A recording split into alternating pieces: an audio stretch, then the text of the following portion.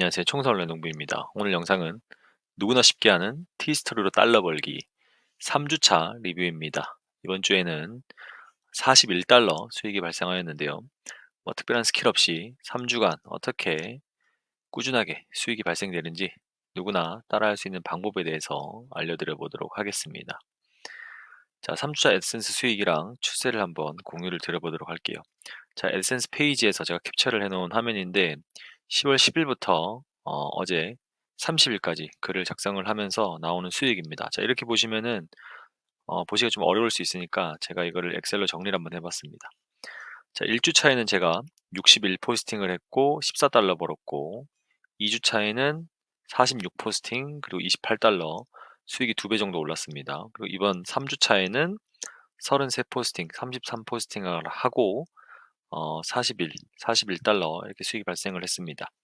자, 보시면은 수익이 어쨌든 껑충껑충 이렇게 증가를 하고 있고 반대로 포스팅 숫자는 훅훅 줄어들고 있다.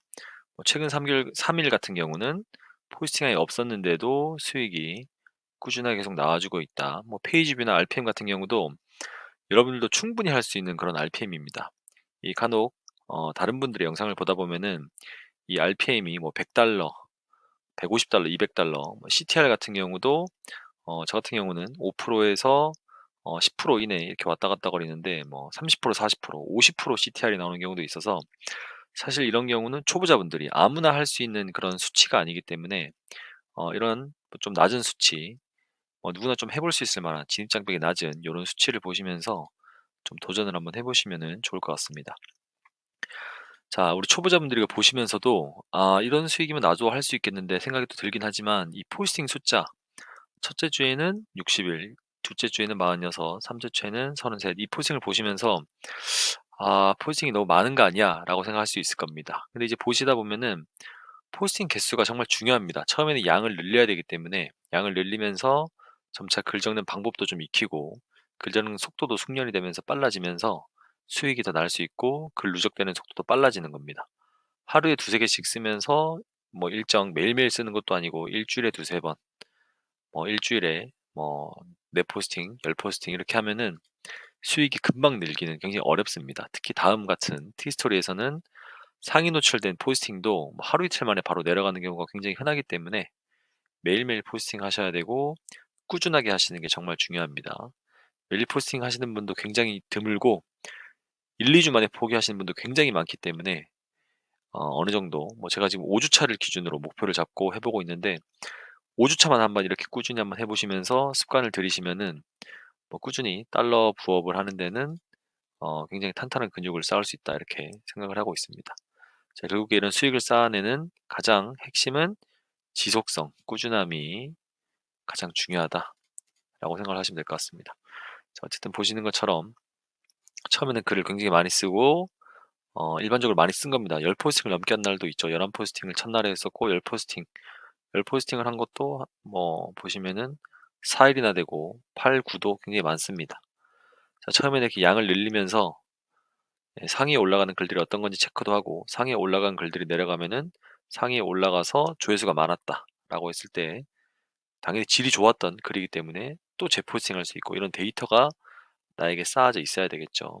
결국에는 내가 놀더라도 이렇게 수익이 날 수 있는 구조를 쌓기 위해서는 양을 먼저 만들어놔야 된다. 이런 거를 꼭 익혀주시면 좋을 것 같습니다.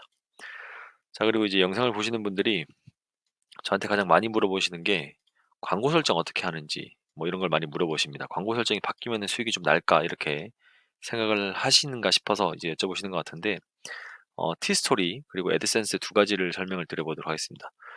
참고만 하시면 될 것 같아요. 무조건 이렇게 하라는 건 아닙니다. 제 티스토리 같은 경우는 보시면은 사이드바 하나 켜져 있고 전체 자동 광고에서 요거 그냥 체크돼 있고 체크돼 있습니다. 이대로 그냥 따라 하실 분은 따라 하셔도 되고 안 하실 분은 그냥 참고만 하시면 될 것 같습니다. 그리고 위에 이거 체크 누르셔서 상세 여기 뜨는데 상세 눌러보시면은 블로그 홈, 글 본문, 글 목록을 체크가 되어 있어서 확인을 눌러주시면 되고 이 애드센스 광고 설정 같은 경우는 이 애드센스에서 광고를 눌렀을 때 디스플레이 광고, 멀티플렉스 광고 이 두 가지만 사용하고 있습니다. 제가 초보 때는 이거를 다 여러 가지를 써가면서 해봤는데 결국에 효율이 가장 좋았던 거는 디스플레이랑 멀티플렉스 광고다. 그리고 이제 이거 외에도 뭐 전면 광고도 있고 뭐 앵커 광고도 있지만 티스토리에서는 이제 그게 금지되었기 때문에 사용을 하시면 안 되겠죠. 자, 그리고 디스플레이 광고에서는 반응형과 고정형, 사이즈가 고정된 300에서 250 사이즈가 고정된 이 광고 두 가지를 사용하고 있고, 보시면은 디스플레이 들어가셔서 이게 고정을 눌러 보시면은 반응을 할지 고정을 할지 선택을 할 수 있습니다. 반응은 이 사용자의 기기에 따라서 뭐 PC면 PC, 모바일이면 모바일, 그리고 모바일 중에서도 액정 화면 크기가 다 다르니까 그 반응 그 사이즈에 맞춰서 반응을 하는 광고가 되고, 이 고정형 같은 경우는 이 액정 화면의 크기와 상관없이 고정된 사이즈로 광고가 노출되는 것을 뜻합니다. 그래서 반응형, 고정형 두 가지를 동시에 사용한다라고 생각하시면 될 것 같고, 이 멀티플렉스 광고는 가장 글 마지막에 종료하는 시점에 배치를 합니다. 자, 이렇게 멀티플렉스 광고 예시가 나오는데 들어가시면은 이런 화면이 뜨게 됩니다. 여기 떴을 때 그냥 반응형으로 선택하시고, 글꼴 같은 경우는 본인이 원하는 거, 뭐 텍스트 색깔도 원하는 거 하시면 됩니다. 근데 저는 그냥 기본형으로 뭐 이렇게 하고 있다, 이렇게 생각을 하시면 될 것 같습니다. 자, 이것을 예시로 한번 들어서 제가 간략하게 한번 설명을 드려보겠습니다. 자, 우리가 포스팅을 하면은 본문을 1500자에서 2000자 정도로 아마 대부분 설정을 해서 글을 적으실 겁니다. 자, 처음에 제목 적죠. 여기 제목 적죠다. 제목 적고 내려와서 뭐 이렇게 소제목들이 있습니다. 보시면 이렇게 소제목들이 있는데, 이 소제목들 바로 아래에 광고를 넣는다, 이렇게 생각을 하시면 될 것 같아요. 제목 넣고 소제목 나오고, 소제목 전에 서론이 있겠죠. 서론이 있고 소제목 넣고, 그 밑에 디스플레이 반응형 하나 처음에 넣고, 두 번째 소제목에는 고정형 디스플레이를 하나 넣습니다. 그리고 세 번째 소제목에는 안 넣고 패스, 그리고 네 번째 소제목에는 디스플레이 반응형을 다시 반복해서 넣고, 이제 결론이 되면은 연관된 제 블로그 내에서 이 제목과 연관된 내용이 있을 경우에는 똑같이 넣어줍니다. 추가로 뭐 넣어주는 거죠. 이렇게 생각하시면 돼요. 여기서 플러그인 이전 글 발행하기 위해서 뭐 이렇게 넣어준다. 왜냐면 이 글 자체는 제가 애드센스 유튜브 영상을 정리해서 한 내용이기 때문에 이 글도 한번 보시라라는 내용으로 띄워준다라고 보시면 될 것 같아요. 연관 주제 한 두 개 정도 올리고 마지막에 멀티플렉스 광고 이렇게 넣는다라고 보시면 될 것 같습니다. 자, 이 디스플레이 반응형, 고정형도 일일이 애드센스 들어가서 하기가 귀찮으니까 제가 뭐 이전 영상에도 있긴 하겠지만 이렇게 서식을 만들어서 이렇게 바로바로 넣는다. 바로바로 멀티플렉스 광고 다 정리가 되어 있습니다. 예, 이렇게 넣어주는 방식도 있다. 이것도 모르시는 분은 또 뭐 댓글로 남겨주시면 제가 정리해서 알려드리도록 하겠습니다. 자, 보시면 광고는 이렇게 넣는다. 애드센스 광고 설정은 이렇게 되어 있다. 영상 다시 한번 천천히 살펴보시면서 세팅을 하시고 숙지를 하시면 될 것 같습니다. 자, 그리고 제 글 적는 루틴은 이전에 있고 전에도 있고 뭐 많습니다. 10가지 방식에 대해서도 제가 알려드렸는데, 그 10가지 방식도 익히시고 전체적인 맥락은 다 비슷하고 똑같기 때문에 제 영상을 보시거나 이 글을 보시거나 익히시면서 이미지 트레이닝 상상만 하지 마시고 정말 직접 한번 써보셔야 됩니다. 직접 쓰지 않으면 의미가 없습니다. 결국에 꾸준히 하루에 몇 포스팅 하면서 그거를 3주차, 4주차, 5주차, 한 달, 두 달, 1년, 2년을 유지하기 위해서는 상상만으로는 안 되죠. 상상만 한다고 수익이 나는 건 아니니까 정말 직접 해보셔야 됩니다. 한 포스팅 하는데 1시간이 걸리더라도, AI가 서툴러서 하는 게 너무 어렵고 가입하는 것조차도 어렵다라고 하더라도 달러를 벌고 부업으로 수익을 얻기 위해서는 정말 직접 해보는 거 아니고서는 답이 없다. 이해를 하시면 될 것 같아요. 자, 제가 3주 동안 하는 방법을 알려드립니다. AI 활용 루틴을 해야 됩니다. 이걸 만들어야 됩니다. 본인이.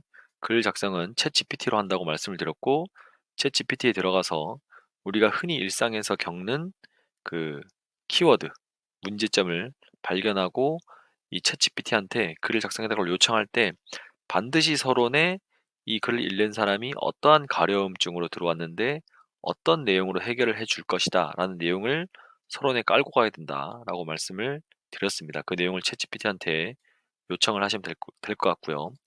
그리고 이미지도 굉장히 중요하다 말씀드렸는데, 저는 이미지 같은 경우는 전에는 미드저니 이런 거 쓰다가 이미지를 그 내용에 맞는 이미지를 각각 만들려고 프롬프트를 계속 작성을 하다 보니까 너무 귀찮아서 이제는 감마 AI로 이 PPT를 만들고 나서 그 PPT에 나오는 내용들을 다 캡처해서 넣어주고 있습니다.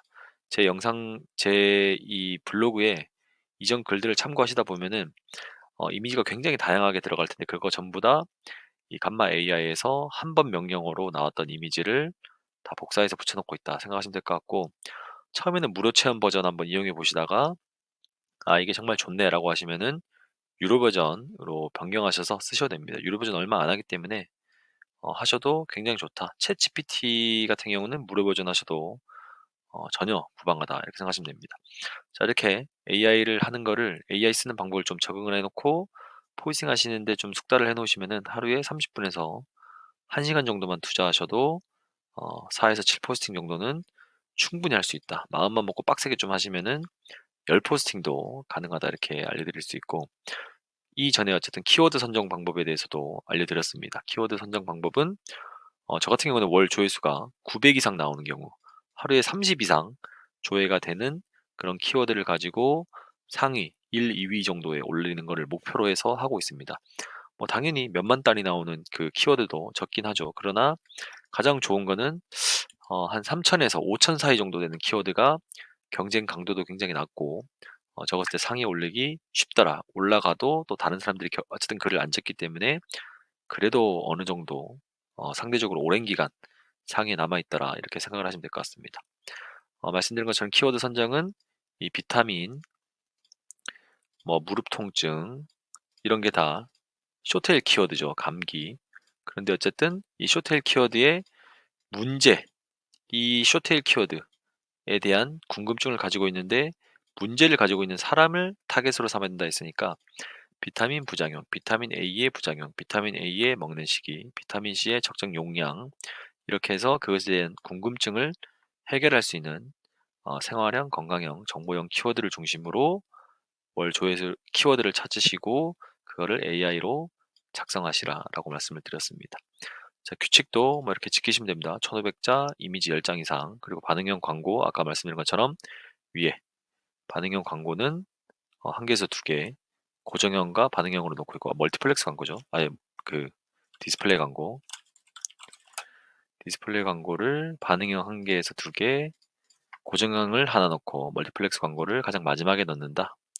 예, 요거 지켜주시면 되고 보시면서 A/B 테스트를 하시면서 나는 더 좋은 방법이 있는데 하시면은 그렇게 하시면 됩니다. 제가 정답을 알려드리는 게 아니고 어느 정도 일정 수준의 가이드를 그냥 알려드리는 거기 때문에 반드시 따라할 필요는 없다 이렇게 아시면 될 것 같습니다. 그리고 제목은 반드시 다음에서 자동 완성형 키워드 그대로 나오는 그대로 사용하셔야 된다.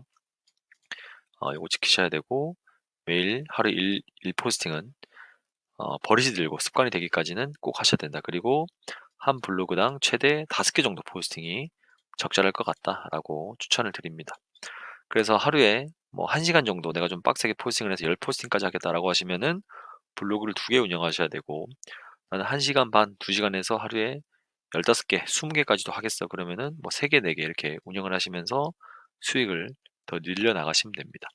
자, 그러나 제가 한 2개에서 3개 정도까지만 좀 추천을 드린 이유는 이전에 네이버에서 유입이 되던 그런 시기와 다르게 다음에서 상위로 노출이 되면은 굉장히 빠르게 이 순위가 떨어지기 때문에 적었던 글을 또 다시 적고 적었던 글을 또 다시 적는 그런 반복되는 재포스팅이 많습니다. 그렇기 때문에 한두 개의 블로그에서 그렇게 내가 정해둔 키워드를 정리해 놓고 요거를 순위가 내려가면 다시 적고 순위가 내려가면 다시 적고 하는 거를 해야 되기 때문에 많은 블로그를 할 수 없다.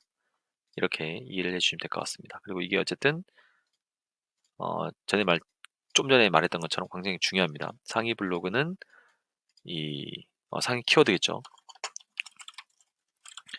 상위에 올라간 키워드 포스팅 같은 경우는 2, 3일 단위로 체크를 해서 순위가 하락하면 재포스팅하고 그 포스팅했던 그 기록을 반드시 엑셀이나 어떠한 장치에 키워드랑 날짜를 기록해 놓으시면 될 것 같습니다.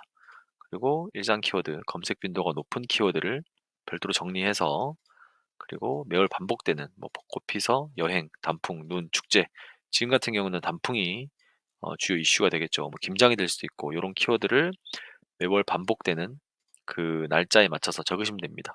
10월이 되면은 11월이 되면은 뭘 적어야지. 그리고 일상적으로는 비타민 내용을 적어야지, 무릎 통증 내용을 적어야지 이렇게 생각을 하시면 될 것 같습니다. 이게 바로 루틴이 되는 그런 포스팅이겠죠. 이렇게 키워드가 정리되면은 어떤 키워드를 적어야 될까 맨날 새로운 키워드 고민하고 하실 필요가 없습니다. 돈 잘 되는 키워드는 순위 내려가면 또 적으면 된다 이렇게 생각을 하시면 되겠죠. 자, 보시면서 충분히 이해가 되셨으면은 그냥 바로 적어보는 겁니다. 나도 해볼 수 있겠다, 나도 해보고 싶다 생각이 드시면은 뭐 복잡하게 어렵게 언제부터 이런 거 생각하지 마시고 바로 이 영상 끝나자마자 그냥 포스팅 한번 해보는 겁니다. 그리고 그 포스팅을 4주차, 5주차까지 꾸준히 한번 이어나가 보시면서 수익이 좀 올라가는 좀 만족할 수 있을 만한 좀 뭔가 성장하는 그런 기분이 드신다면은 예, 좀 다른 방향으로도 확장을 좀 하셔가지고 좀 수익을 좀 극대화해 볼 수 있는 그런 거를 좀 해보시면 좋을 것 같습니다.